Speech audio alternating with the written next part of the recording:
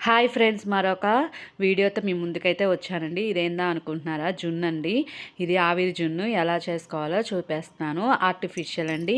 మనకి ఇప్పుడు జున్ను పాలు పోసేది ఎవరు కాదు కదా. మొన్న డీమార్ట్లో అయితే కామధేను జున్ను పాల పొడి ప్యాకెట్ అయితే తెచ్చాం కదండి. ఇంకా అయితే రెండు అయితే చేస్తున్నాం, అందరికీ కావాలి కదా సరిపడాలని. ఇవైతే క్యూబ్స్ అండి. ఇవి కూడా డీమార్ట్లో ఆర్గానిక్ బెల్లం అంటే తీసుకున్నామండి. అరకిలో వచ్చేసి మనకు 110 రూపాయలు అలా పడిందనమాట.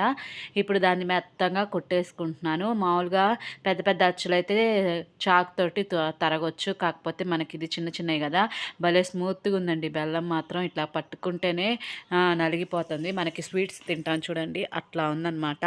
మీరు పేపర్ మీద దంచారు, అది దంచారు, ఇది దంచారు అనమాకండి. మాకు ఇక్కడ అవైలబుల్లో, మాకు పిల్లలతోటి ఏది తొందరగా దొరికితే అంటే మంచి పేపరేనండి అది, కాకపోతే ప్రింటు అయిద్దని మాకు తెలుసు. కాకపోతే ఇంకా అవైలబుల్లో ఏమీ లేదు, అందుకని పేపర్ మీద అయితే దంచేసామండి. ఇంకా మొత్తము ఇవైతే లీటర్ పాలన్నమాట.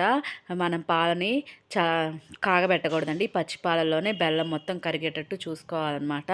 ఈ బెల్లంలో మాత్రం ఎటువంటి టేస్ట్ కూడా లేదండి. మేము వడగట్టాము, స్టైన్ కూడా చేసేసాం. బెల్లం మొత్తం కరిగిన తర్వాత ఇట్లాగైతే మనం వడగట్టుకోవాలండి.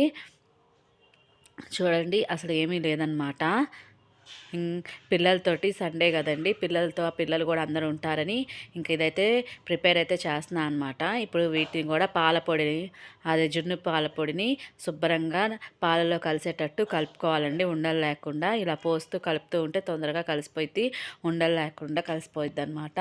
మీకు వీడియోలో స్పూన్తో కలిపేటట్టు చూపిస్తున్నాను, కానీ తర్వాత అయితే చెయ్యి అయితే పెట్టేసి శుభ్రంగా కలిపేశానండి, ఉండలు లేకుండా.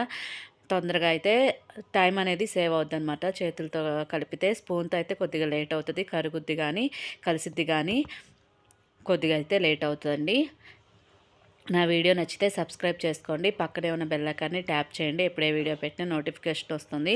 కొద్దిగా మీరు సబ్స్క్రైబ్ చేస్తే అది 10 మందికి అయితే రీచ్ అవుద్దండి. ఇప్పుడైతే చూడండి, మొత్తం పిండిని ఉండలు లేకుండా కలుపుకొని ఇడ్లీ పాత్రలో కొద్దిగా అయితే వాటర్ అయితే పోసుకొని ఒక గిన్నె పెట్టేసి బరువు కింద గుండ్రాయి అయితే పెట్టేసి ఒక మూత అయితే పెట్టేశానండి. 25 మినిట్స్ అయితే ఉడికించుకున్నాను ఆవిరిలో, మీడియం ఫ్లేమ్లో.